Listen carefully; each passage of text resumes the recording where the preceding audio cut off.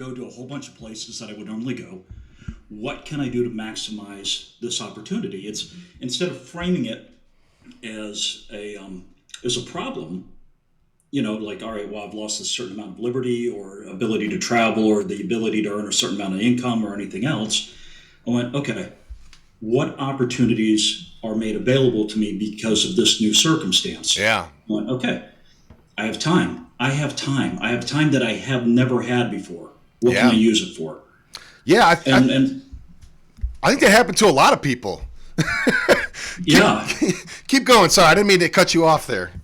oh, no problem at all. I'm catching a little bit of feedback. Is that okay? No, go for it. Okay, No, is it? Yeah, no, it sounds good on this end. good stuff. No, it was this thing where I went, all right, how quickly I adapt to this new circumstance is going to determine how much success I have this year. Period. That's it. So, I couldn't exercise, so I bought free weights and I bought yoga mats and stuff on Amazon. I couldn't travel, so I sat down and went, all right, I'm going to try and distill what I have on my mind into print and work on publishing a book. I didn't have a way to record. The studios in Seattle were closed down. So I got with an audio engineer in Ohio and ended up literally, I recorded the audiobook in my house and had him master everything. I mean, it was just Were you like, covered all in a right, blanket? Did you have to get under the yeah, blanket? And I hung yeah, it up in the closet. It's primitive, but the whole idea was, all right, just stepping away from what it looks like and just going, all right, can we get a result?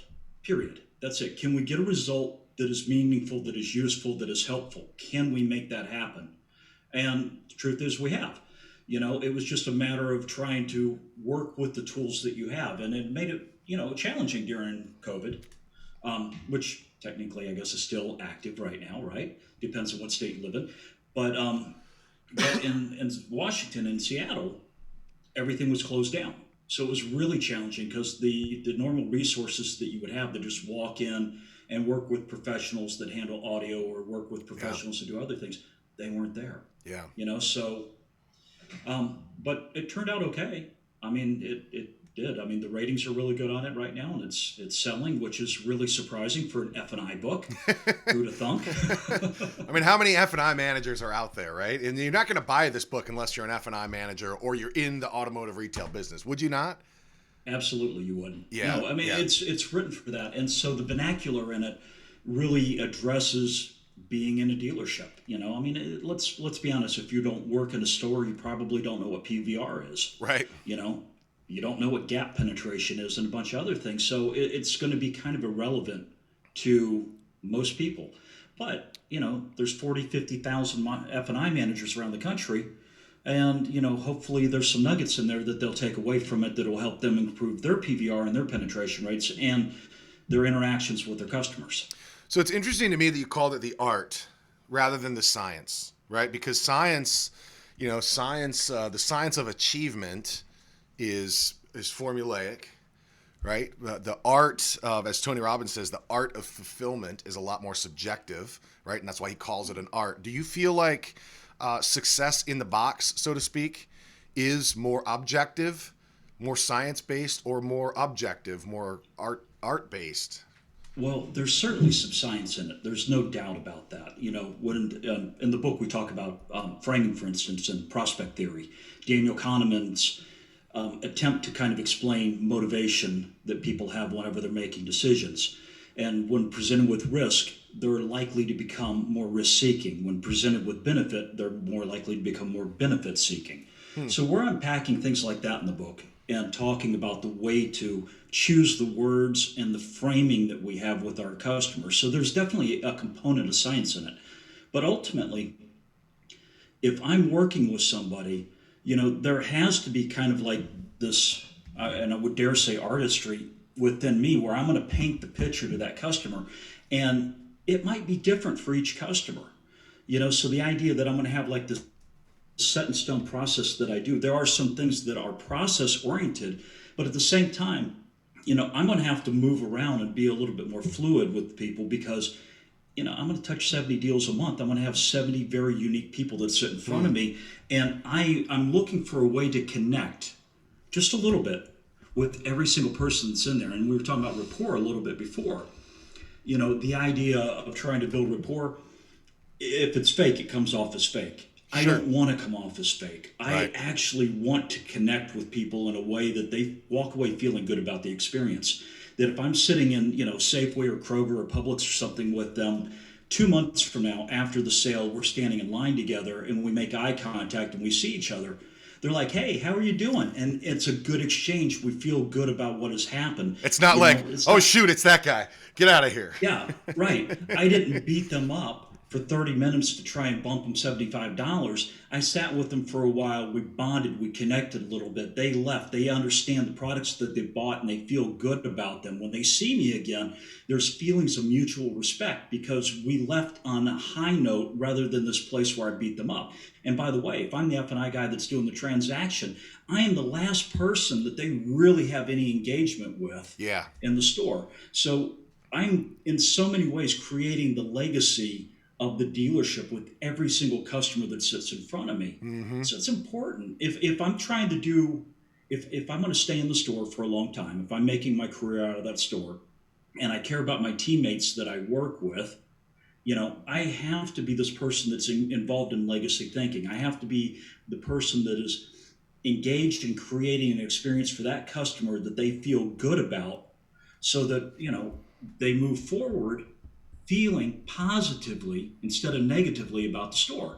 But if I sit across from you and I go, well, 99.9% perfect car is going to cost you, $9,000 in repairs, which I was listening to somebody else's training the other day. It's like, car has 20,000 parts. 99.9 means 0.1% of those parts are going to fail. 20 parts on the car. Our average RO is 450. That means it's going to cost you $9,000 on your new Honda, Mr. Customer. No, they're not going to come back.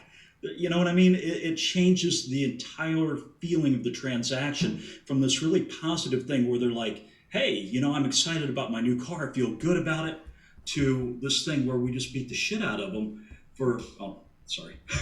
It's okay. We just beat the heck. You can say whatever you want to, Lloyd. This is like XM radio. You can swear here. Well, try not to too much. But I'm still a car guy, man. It happens. But the point being is, I want to leave it with the positive feeling with the customer. And this is going to sound counterintuitive, but there are going to be people that come in that are not interested in buying anything, that are completely defensive, that are completely locked down, shut down. Maybe they had a bad experience at the last dealership that they went to, or, on the last car buying experience. And sometimes you have to slow down, really slow down with those customers, unpack what's happening with them. And maybe you end up taking a zero on that customer, but you end up doing everything that you can to present or to represent the dealership in a positive light, and to maintain the reputation of the dealership, because you still want that customer for the next 3 or 4 buying cycles. You still want that customer in your service department. You still want that customer to talk positively about the experience that they had in your store. Because if I'm really trying to maximize my profit, I want that customer to be more than one transaction. Yeah. You know what I mean? So let's back up for a second, because you love the word legacy, and I want to unpack the concept of legacy thinking and your understanding of what that is. Let's back up to the rapport piece for a second, if that's okay. Right? Sure. Help me understand what rapport is, because the finance manager has to be better than anybody in the dealership, I think, at building the rapport. In some ways it's easier, in some ways it's harder, based on where we're at with the transaction. But what is rapport? And let me preface. I'll set it up, and then you tell me if you agree or disagree.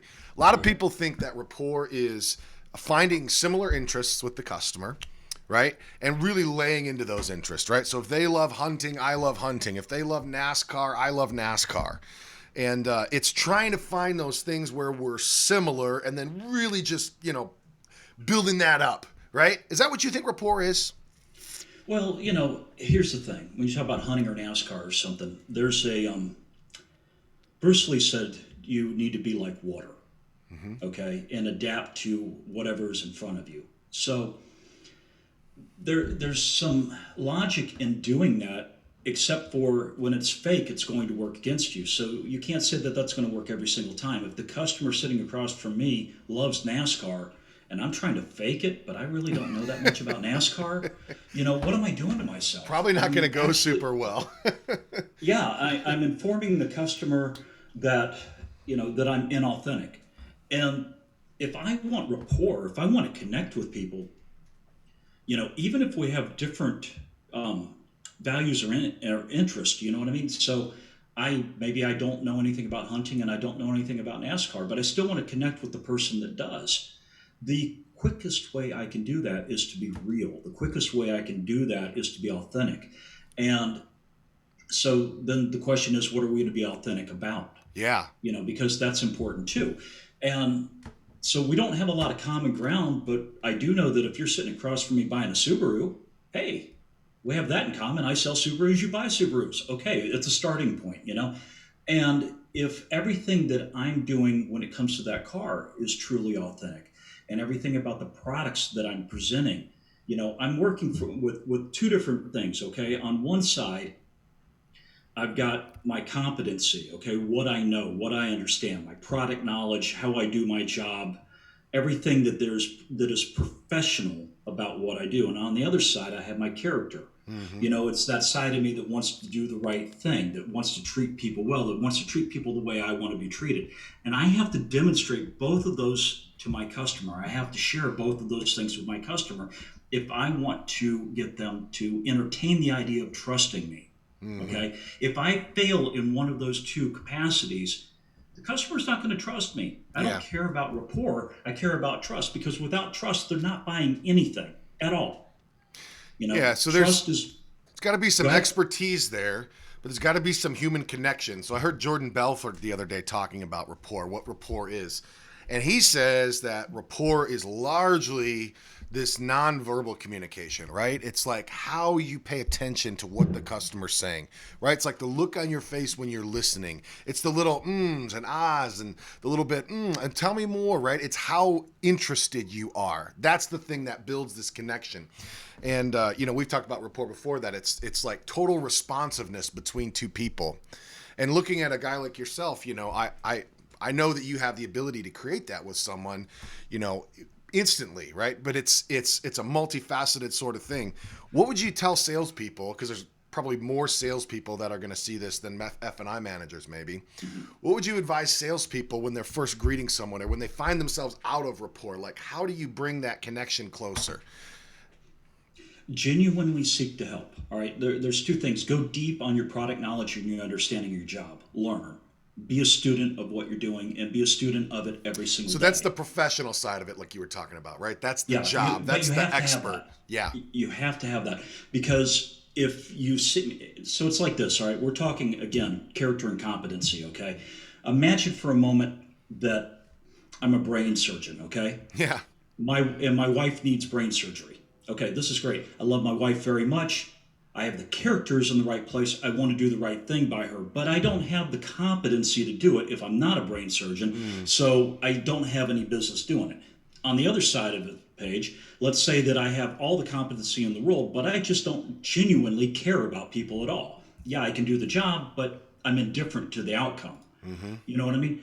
There's a certain amount of people that are going to vibe on that either way if I'm missing either one of those ingredients, and they're going to back away. And the problem is when they start backing away, their trust alarm starts going off. And when that trust alarm starts going off, they slow down. And when they slow down, what do? On the sales side or in the F&I department, we start to sharpen our pencil. Yeah. We try and use price to lubricate that transaction to get it going forward. Yeah. But when we do that, it's going to cost us money. I don't want to, I actually still want to make all the money I can. Yeah. You know what I mean? Because that's the business that I'm in, is to Well, and try and maximize profit. sometimes that can come off as totally inauthentic too.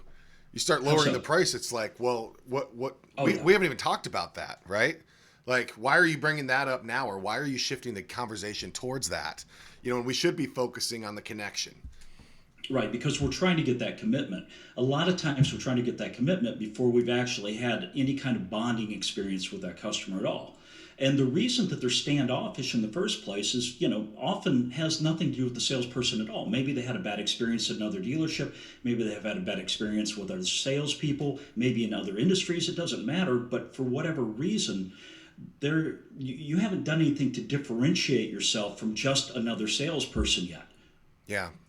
And so you have to do that, and the goal to doing that, again, character and competency, because we're trying to communicate with people on their thinking level, which is like the logic, and really a lot of that has to do with price and stuff, but also on the feeling level, because our feeling level is the decision maker. Okay, we don't.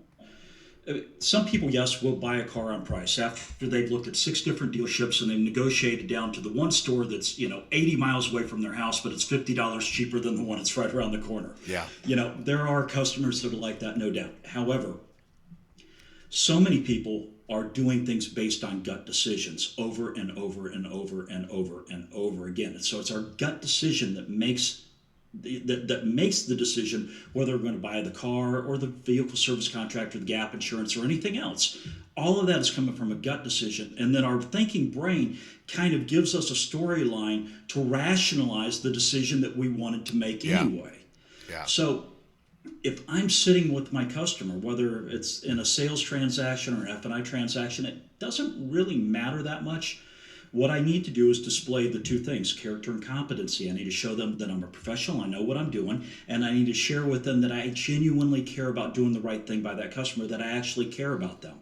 And it's really hard to fake those things. It's hard to fake that you genuinely care, and it's hard to fake that you actually know what the hell you're doing. So when you marry those two things together, though, people will let down their guard a little bit. The trust alarm will start to kind of ring faintly in the background. It won't be up there so much.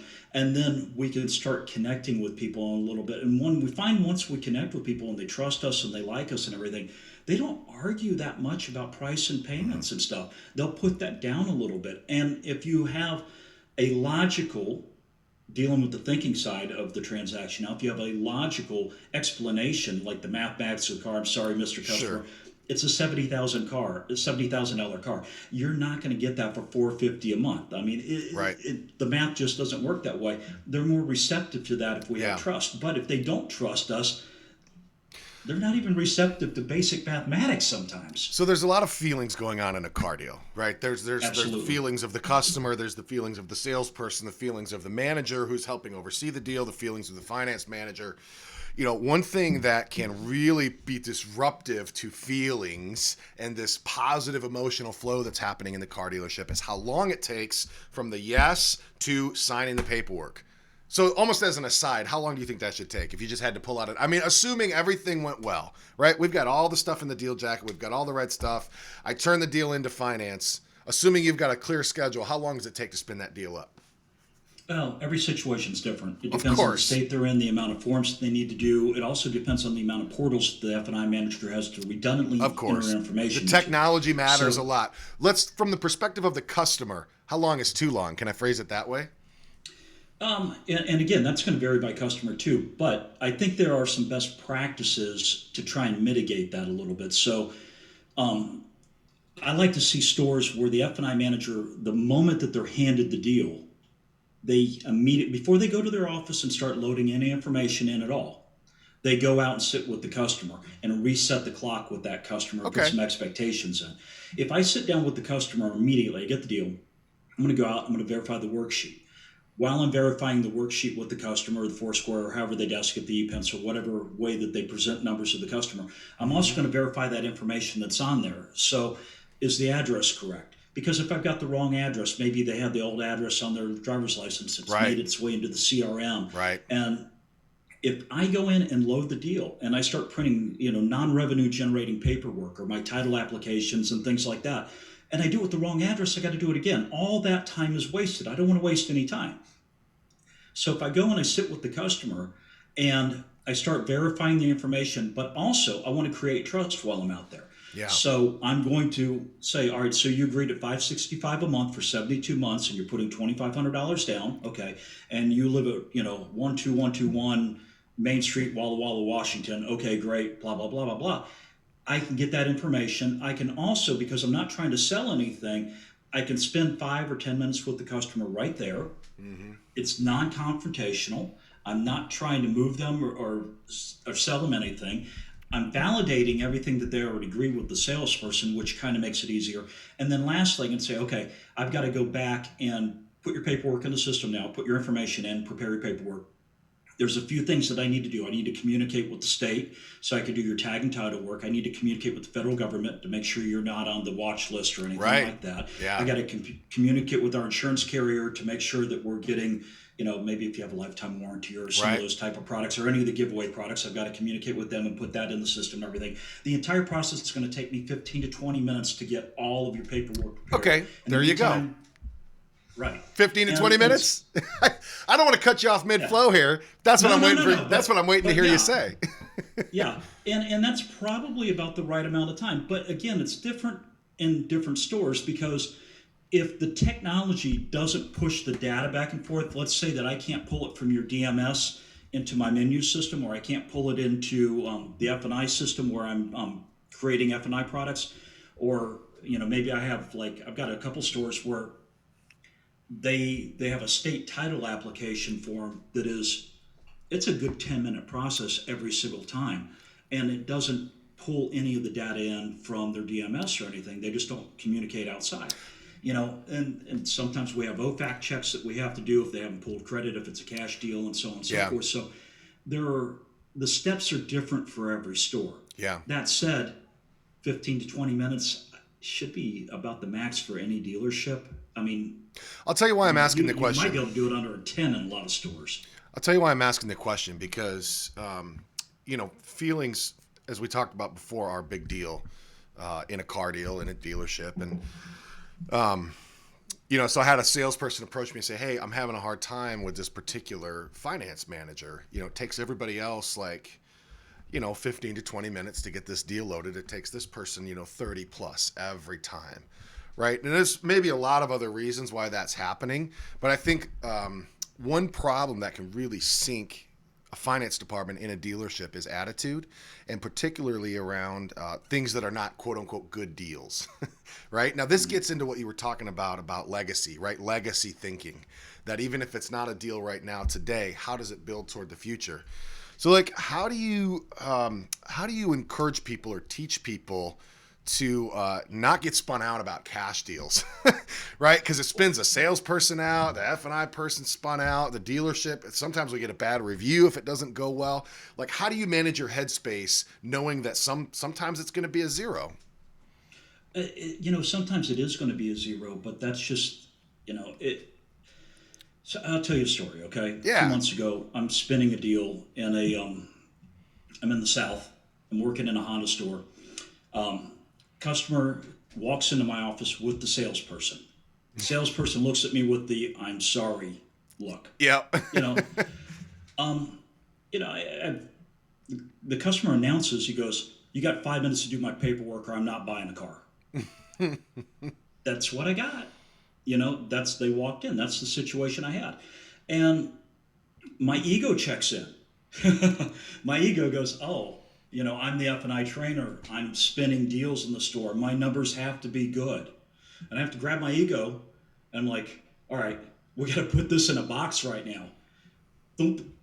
Because the most important thing is delivering the car. The most important thing is the mindset of that salesperson so that the next time there's a customer on the lot, he isn't cherry picking the up.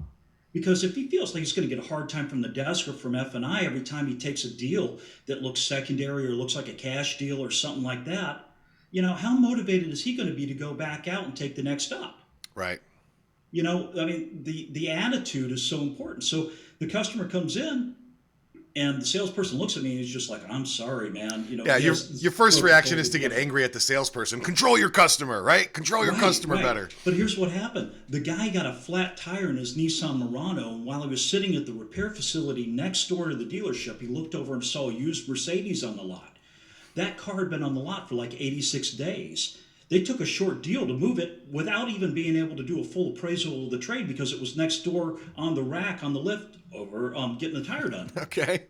It was an impulse purchase by a customer, and a really erratic customer that was from New York, but the car, we're down in Georgia or in Alabama, and And the salesperson, nobody had any control over this guy at Yeah, all. it's a short fuse deal So, anyway. right. So I've got 5 minutes to spin the deal or the guy's going to walk. Anyway, long story short, 35 minutes later, all the paperwork's done. The customer and I are getting along great. It was still a zero. I'd like to tell you that I sold him everything. I didn't. Right. But I still got to go through the presentation. I still got to have a logical dialogue with the customer. I Yeah. still got to go ahead and have that. I wish it was a better transaction for it, but my shift moved from doing anything to sell the product to just do anything to keep the car deal together because this guy is borderline batshit. Yeah. I don't even know another way to put it. But he was so cocky and so uncontrollable, and no one at the dealership had slowed him down at all at this point. And Yeah. he's sitting in front of me with a check that's already made out, going, "Hurry up." I was able to slow down, do all the paperwork I need to do, still go through a menu presentation, still have a reasonable dialogue with the customer. I'd like to say that they're all wins, they're not. But the point is, I still did what was in the best interest of the dealership and the salesperson because if you're going to be a good F&I manager and you're going to garner the respect of your team, and you have to make sacrifices sometimes. Yeah. And if I went at this guy 2 or 3 times in a row, just beating on him about the reliability of Mercedes. I can tell him about my Mercedes. I've got stories. I had two distinctive stories that I tell customers whenever we're talking about it. And both of them, I had a CLS 550 a few years ago. The strut went out on it. And I went to Mercedes, and Mercedes is like, "Oh, your vehicle service contract's only going to pay for half." I'm like, "Well, that's weird. Why would they only pay for half?" "Well, you know how these warranty companies are." I'm like, "Oh, Do really? I? Tell me about these warranty companies, you know?" And so the guy starts telling me this story about how they only want to pay for half of it. And I went, "Okay." I pick up the phone. I call the vehicle service contract provider. I'm like, "Hey, my name's Lloyd. By the way, I'm an F&I trainer. I'm in the business. I develop products, which is what I used to do." And and I walk him through a little bit of my resume for a minute, and the guy goes, "Yeah, it's really simple, man. One strut failed. They want to bill you for two." I'm like, "I love you, man. Talk to you later." And I went back and I talked to the service advisor, and he goes, "Oh, well, Mercedes-Benz recommends that we replace both of them whenever one fails." I said, "Really? They want you to replace good parts. They want you to replace parts that aren't broken. Show me Aside that from in the book." aside from the And fact that and so a at, year later, at least tell me that if you're going to recommend that, at least tell me and tell me why. right. So then a year later, the O2 sensor goes out. Same exact story. I go in there. They want to replace both of them. I'm like, Yeah. "Come on, man. What are we doing here?" But with the customer, I walked him through a little bit of that conversation and everything, and he was cutting me off and being abrupt then too. There's some people that are extremely hard to manage, and I go, "All right, I have to make that decision. Do I keep going for my F&I profit, or and possibly risk the deal?" Yeah. And that is the question. And ultimately, my responsibility is to deliver the car. Period. That is number one. That is number one. So my ego didn't like that very much. My ego didn't like getting that zero. But I also have to calibrate myself too, because I'm going, all right, I'm doing an assignment for a week. I'm Yeah. going to touch 20 deals. Yeah. One deal won't matter if I perform on the other 19. Yeah. So you said that the number one thing is deliver the car. What's the number two thing? Number two thing probably is F&I profit. So what does that look like? Like if you had to throw a number out there, obviously it's different in different parts of the country and around. It's not just in different parts of the country. Different It's brands, in different dealerships. get all But that. it's even more specific than that. So it's different by different providers. It's different by different profit strategies. It's different by different pay plans. It varies depending on what you're trying to do. I think the best thing, the best advice I can give any F&I manager out there is to measure against themselves. Period. Doesn't matter. The Ford store across town is running $1,500 a copy, and you guys are at 11. Yeah. Okay, that's fine. A lot of different variables. I did 2 different assignments in 2 different Honda dealerships in the same town. They're both big stores. Okay, they're both 400 car month dealerships, and I was in their F&I department spinning deals. And what I know, and it was a couple months between the 2 assignments. And what I noticed was in one store, the fronting grosses were significantly lower than the other dealership, but the other dealership actually had slightly better volume. Okay. And so we go, okay, well, why are we losing so much money here? But the culture of the store was extremely different. To begin with, in the store that was underperforming, they had desk managers that had never been on the desk before. They were salespeople at their prior dealership. The new GSM brought his friends over and put them all on the desk. None of them knew Dealer Track or Route One. They didn't know how to submit deals. They didn't know lending guidelines. They didn't understand payment to income or debt to income or how to structure a car deal or anything. They shotgun applications to everybody, and then they lied to customers repeatedly. And so customers would get like that vibe, that negative vibe, and they let people walk on reasonable gross. Yeah. And at the end of the month, then they'd start dropping all the grosses and start calling people back in, trying to hit their volume. Yeah. And they would be cheaper than every other Honda store in that metro area. So they'd still pick up the deal. That culture has a lot to do with your numbers. You know what I mean? So my numbers in the other store where they were making more gross were significantly better than my numbers in the store where they were making very low gross. I did an assignment in a Honda Volkswagen Point some years before that. And what they were doing is they would advertise the car lower than what they could sell it for. Yeah. And within like a 250-mile radius, they were bringing people into this rural point that was, literally the closest metro was 2 hours away, real metro city. Yeah. And customers would come in and they're like, oh, so they're going to buy this Camry for $15,900. Okay, great. Here's the car. Salesperson would say, all right, Mr. Customer, listen, I don't want you to be upset with me, but there was a mistake. You don't qualify. I told you $15,900, but the car needed tires, it needed brakes, it needed a full detail, it needed an oil change, it needed a safety inspection. It had some dents and dings on it, some stuff cosmetic that we had to fix. Anyway, long story short, the car is $17,900 now, but that's good news. It's not bad news because you don't have to come up with $2,000 right now to fix all these things on your car. We already did that for you, and it's conveniently in your payments. And so I'm sitting in the box, and customers would sit across from me, and they'd be like, "They've already been bumped. You lied to us. You lied to us." Yeah. And that made it much more difficult to overcome. Yeah. And so when there's transparency on the floor, it makes it a lot easier in the box.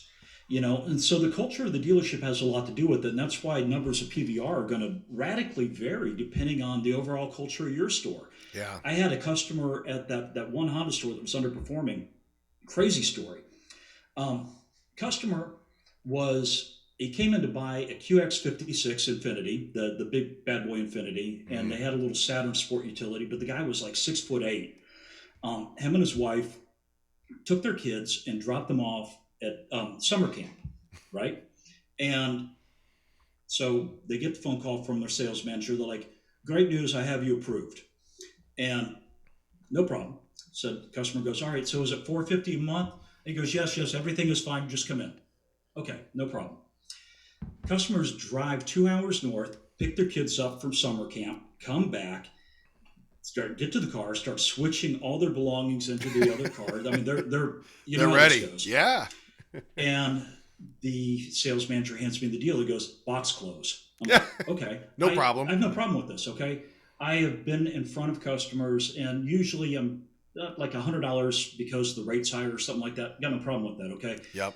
I did tons of subprime. Yep. And I'm used to having the conversation. Yep. We've been there, right? Rate is based on risk. It's like this. If you had a bunch of car accidents, you would have higher insurance. Well, your credit had a bunch of accidents, so you have higher interest rate. I'm guessing that wasn't the case on this deal. Well, here's the thing. It was a $300 bump. So it was really $750 instead of $450. And the sales manager already committed to the $450 payment. And the wife starts crying. And I'm like, okay. So, and the husband starts shaking. And I'm going, oh, all right, this is going to be we're 2 or 3 minutes away from having UFC in my office. I get that. I understand what's going on. So I went and got the sales manager. I said, all right, let's see how this goes. And so I bring the sales manager, and then I'm like, I'm going to watch him die instead of me. If there's going to be a homicide, I don't want to be involved. Let's see what happens. I'm here temporarily. I don't want to get killed. but at the point, where we're dealing with a $300 difference in payment, well, okay, maybe I missed something in the structure of the deal or something too. Yeah. This is so far away, and he didn't give me any heads up when he put him in the box with me. Yeah. So I bring him in, and he sits down, and she goes, "You lied to us," and he goes, "Of course I did. You would not be here if I did not lie to you." And I went, "This is interesting. Let's see where it goes." All right. And the deal didn't come together from that, but it's typical of that was the behavior that was happening on every deal repeatedly. So So here's you the know, interesting thing to me, Lloyd. I got to make an observation because I've worked shoot, at a lot of stores that I consider to be purpose first stores, right? Purpose first, then profit. Okay. And so we would not do that. And I know that a lot of people watching this probably are, work at a store that you're proud to work at. And so the thing was always, well, you can go over to Detroit or you can go to Chicago, and it's not going to be the same, right? They're telling you one thing, and to get you down there, and once you get there, then it's going to be different. It's going to change, and you might even buy the car anyway. Just we try to set them up, right? If that happens, right? at least just call us back, right? I wouldn't think that you're the kind of person that would allow somebody to trick you like that. So here's the deal: we never saw them back, right? They never came back. And so every once in a while they would, but very seldom would they come back. Now maybe we didn't leave them the right way, or maybe maybe they just they got the nice box clothes and they decided to go ahead and buy the car. I feel like the reason that exists is because it does work a certain percentage of the time. It does. What's the problem with that though? Well, I mean, that works if you're in a metro store and you have an endless supply of customers that are going to keep coming through the system because you're in a big market. You can get away with that. I know a lot of dealers that do. They can, and they don't really care about the reputation that much. You know what I mean? But if you're a small store, it's going to be a whole different thing. If you're in a rural area, you really have to try and take care of customers because the community is different. It's just a different culture all the way around. You know, I'm not saying stores don't do that. They do. Some Yeah. of them it works out for them. But those are also stores that typically have really high turnover. They have burnout. They have people that just don't enjoy going to work. They don't enjoy that part of the job. And, there's a certain thing that's going to be working internally with each one of us that determines whether we love the car business or we hate the car business and how we like, operating in and whether we want to stay in that business or not. And if you're doing things that ethically you don't agree with over and over and over again, you're going to burn out. Yeah. Well, it creates a cognitive dissonance in the brain that just is exhausting over time, right? Either you change what you believe or you change what you do. You can't believe one thing and do and experience something else and have it continue to be okay. That said, I mean, in the 90s, um, you know, I was probably more of the problem than the solution. I mean, I worked in a big store that was like 700 units a month.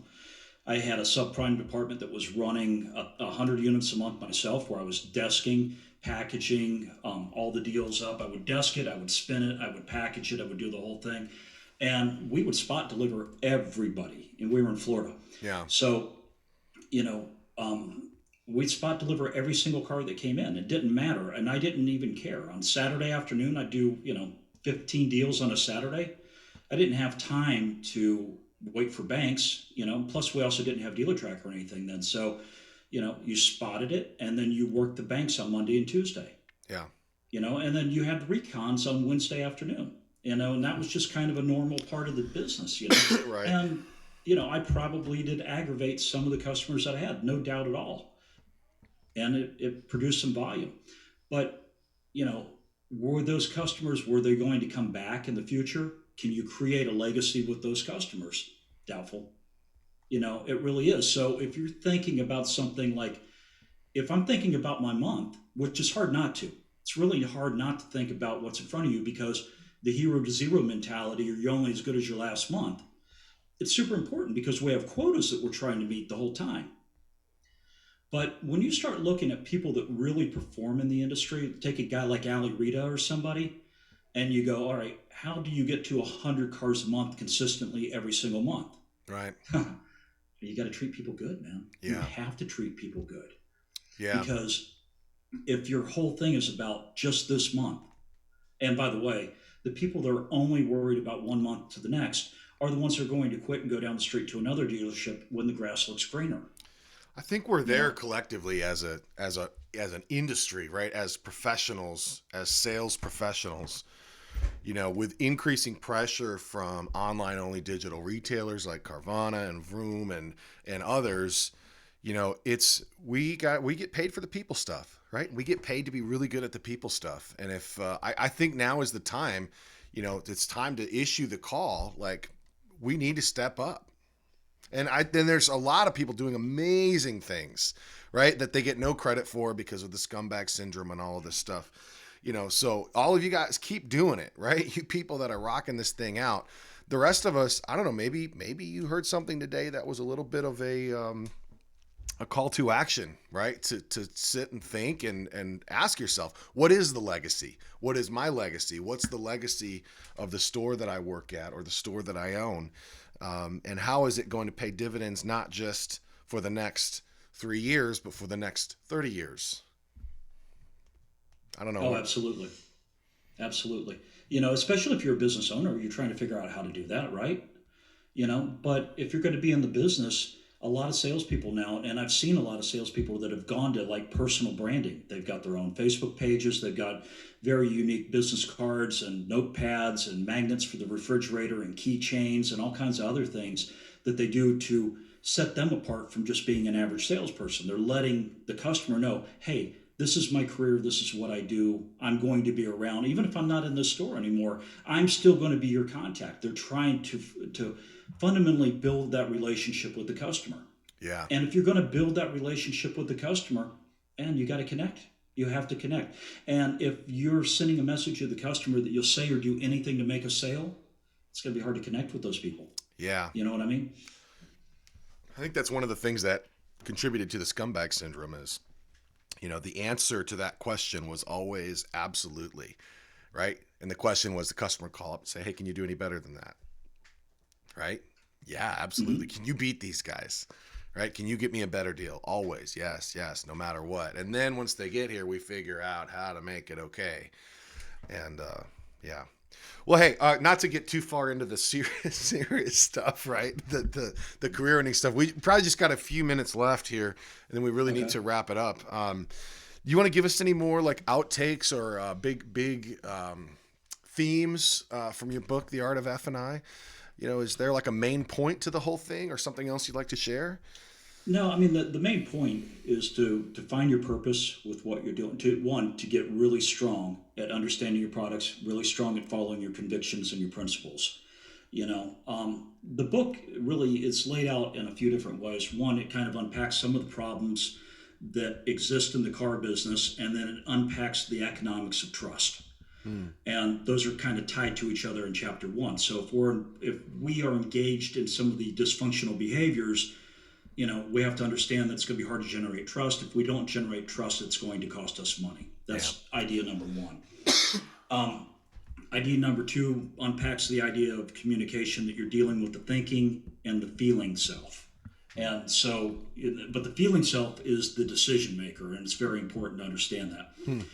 Chapter three kind of unpacks the economics of Americans today, and it really unpacks the need for F&I products, because if you don't think the customer really can benefit from what you're selling, you're not going to have much nobility in presenting those products to the customer. You have to understand how it's going to help your customer.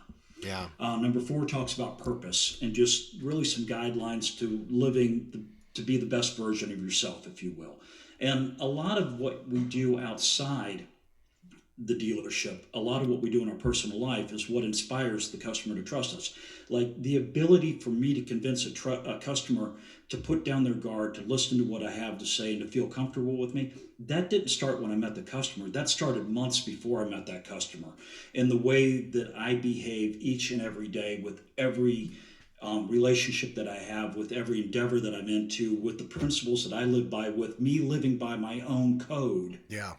is what inspires the customer, that when they meet me, they're going to feel the vibe that I'm putting off. Yeah. It's because I trust myself, but I'm not going to trust myself if I don't live an authentic life of going by my code. Yeah. And so the book really unpacks a lot of these things that, but in the language that is unique to F&I, because every idea that's unpacked in that book goes directly to the F&I department. That's what's in my blood, man. Yeah. Yeah. Well, Lloyd, thank you for joining me today. Thanks to everybody who's watching and comments. This will live here in the group. And, if you have ideas for future topics that you want to discuss, please let me know. Committed to bringing you the best of the best. I'm very happy to have Mr. Lloyd Trushel joining us today, author of the book, The Art of F&I. And tell us the name of your company again. The Consider Group, based out of Seattle, Washington. We do training and development for F&I products, and we custom build F&I products for dealerships.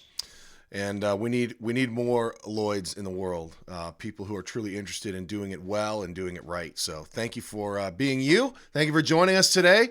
And I'm going to cue the exit music. Here we go. All right.